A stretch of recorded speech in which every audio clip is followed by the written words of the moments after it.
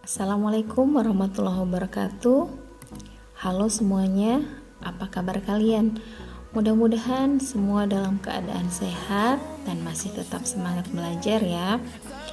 Jumpa kembali di channel Jejak Pembelajar, masih bersama saya Asminiwati dan masih di ruang belajar bahasa Indonesia.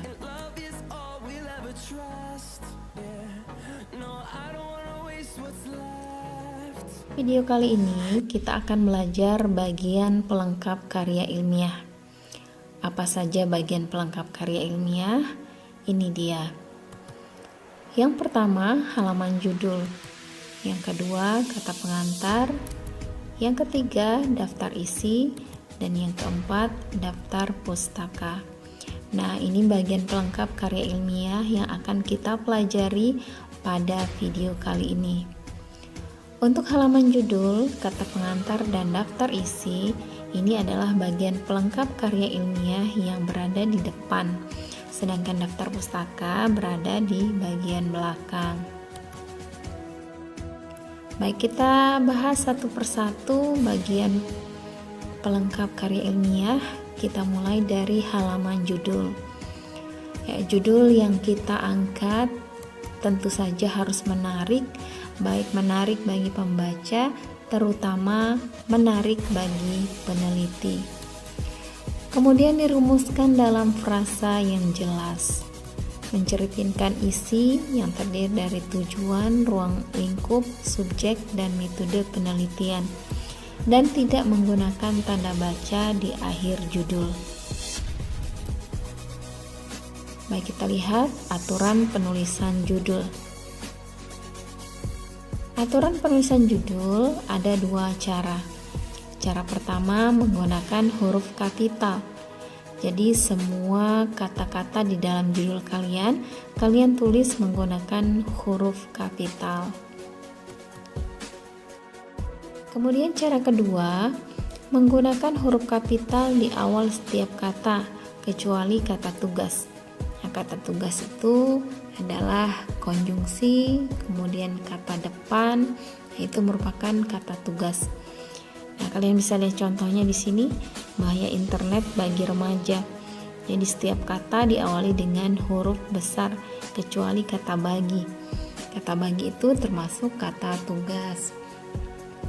Termasuk di contoh kedua, peranan permainan tradisional dalam membentuk kepribadian anak itu juga ditulis dengan menggunakan huruf kapital di setiap awal kata, kecuali kata dalam.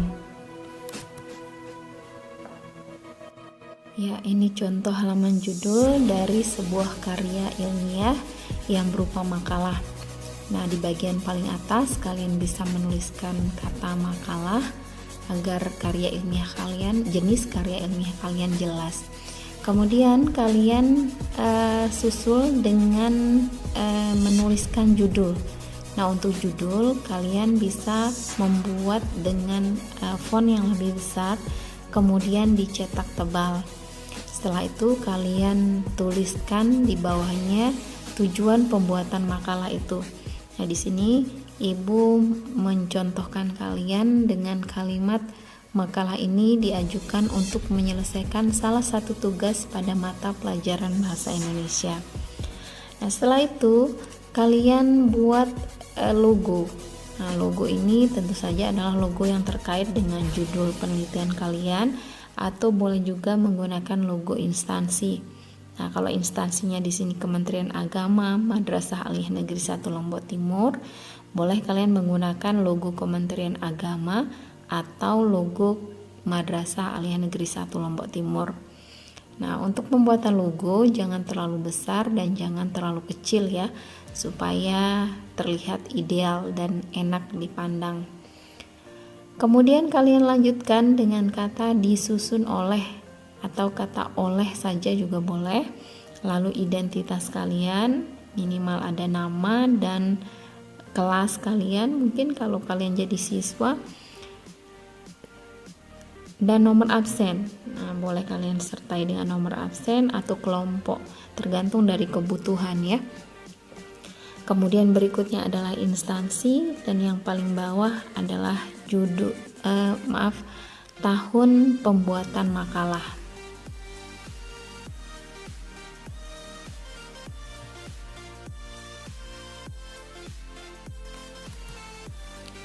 Baik, kita lanjut ke kata pengantar. Apa saja isi kata pengantar? Ini dia isi kata pengantar. Yang pertama adalah ucapan syukur kepada Tuhan, kemudian ucapan terima kasih, lalu gambaran singkat isi karya ilmiah, dan yang terakhir permohonan maaf dan harapan penulis. Dan nanti di bagian kanan bawah kalian lengkapi dengan tempat dan tanggal serta penulis. Nah, itu dia isi kata pengantar yang bisa kalian buat pada karya ilmiah kalian. Baik, kita ke daftar isi. Daftar isi sesungguhnya bisa dikatakan adalah ringkasan atau garis besar dari isi makalah kalian. Ini contoh daftar isi, dan ibu rasa kalian sudah sering melihat di buku-buku. Daftar isi ini tentu disertai dengan halaman. Jadi nanti pembaca akan gampang menemukan di halaman berapa bab-bab atau subbab yang ingin mereka ketahui atau mereka baca. Baik, kita ke daftar pustaka. Kita lihat urutan penulisan daftar pustaka. Ya, penulisan daftar pustaka itu diawali dengan pengarang, diikuti dengan tanda titik, lalu tahun terbit titik, judul buku titik, tempat terbit titik 2, dan penerbit titik. Nah, untuk menghafal urutan penulisan daftar pustaka ini, kalian bisa menggunakan singkatan NATAJUTEMPE. Nah, nama pengarang, tahun terbit, judul buku, tempat terbit, dan P nama penerbit ya. Oke, kita ke aturan penulisan daftar pustaka. Oke, ini dia aturan penulisan daftar pustaka. Ya, cukup banyak ya. Aturan pertama disusun secara alfabetis. Jadi kalian menyusun daftar pustaka kalian sesuai dengan urutan abjad. Yang kedua, jika nama terdiri dari 2 kata, maka namanya dibalik dan diberi tanda koma setelah kata pertama. Contoh, Amira Gaisani menjadi Gaisani, Amira. Yang ketiga, jika nama terdiri dari 3 kata atau lebih, maka diawali dengan kata terakhir dan diberi tanda koma setelah kata pertama. Contoh, Risti Fania Gaisani menjadi Gaisani, Risti Fania. Aturan keempat, penulisan judul dicetak miring. Kemudian yang kelima, jika pengarangnya 2 orang, maka cukup membalik salah satu nama pengarang saja. Jadi tidak perlu dibalik dua-duanya ya.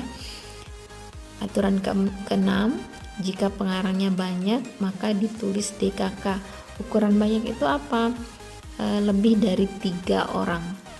Contohnya Zafran Muhammad dan kawan-kawan. Aturan ketujuh, jika berupa berita di surat kabar, maka penulisannya kalian awali dengan nama surat kabarnya, kemudian dicetak miring. Nah, di sini contohnya ada Kompas. Lalu kalian ikuti dengan tempat dan tanggal terbit koran tersebut. Nah, ini Kompas terbit di Jakarta pada tanggal 20 Februari 2005. Aturan ke-8, jika berupa artikel di surat kabar, urutannya yaitu nama penulis, tahun terbit, judul artikel. Nah, judulnya diapit tanda petik 2. Kemudian nama koran dan tanggal terbit. Dan aturan terakhir, jika mengambil referensi dari internet, maka urutannya adalah nama pengarang, tahun terbit artikel, judul artikel, kemudian ikuti dengan alamat web ya, alamat web, dan yang terakhir waktu kalian mengakses informasi tersebut. Nah, itu dia beberapa 9 aturan penulisan daftar pustaka yang bisa kalian gunakan sebagai pedoman untuk menulis daftar pustaka kalian nanti ketika membuat makalah. Baik, Ibu contohkan penulisan daftar pustaka yang diambil dari 2 buku. Buku pertama adalah buku Metodologi Penelitian karangan Haji Muhammad Marzuki Tamrin, diterbitkan oleh penerbit 3 Serangkai di Kota Bandung pada tahun 1986. Kemudian buku kedua tahun 1991 karangan Ismail Hakiki SPD yang berjudul Penelitian yang Menyenangkan, yang diterbitkan di Surabaya oleh penerbit Intan Pariwara. Nah, langkah yang pertama kalian lakukan untuk menyusun daftar pustaka, yang pertama kalian membalik dulu nama pengarangnya. Nah, untuk buku 1 Haji Muhammad Marzuki Tamrin, kita balik menjadi Tamrin Muhammad Marzuki. Kemudian buku 2 Ismail Hakiki SPD menjadi Hakiki Ismail. Oh ya, untuk gelar, baik gelar keagamaan, gelar kebangsawanan maupun gelar akademik, itu tidak ditulis di dalam daftar pustaka. Baik, kita lihat setelah kita membalik nama, maka kita urutkan berdasarkan alfabet, H duluan daripada huruf T, sehingga Hakiki Ismail ditulis terlebih dahulu, baru kemudian Tamrin Muhammad Marzuki. Nah, itu dia contoh cara menyusun daftar pustaka berdasarkan buku atau referensi yang kita gunakan untuk menyusun karya ilmiah kita. Ya, demikian video kita kali ini. Seperti biasa, jangan lupa like, subscribe, dan share kepada teman-teman kalian yang membutuhkan. Terima kasih. Wassalamualaikum warahmatullahi wabarakatuh.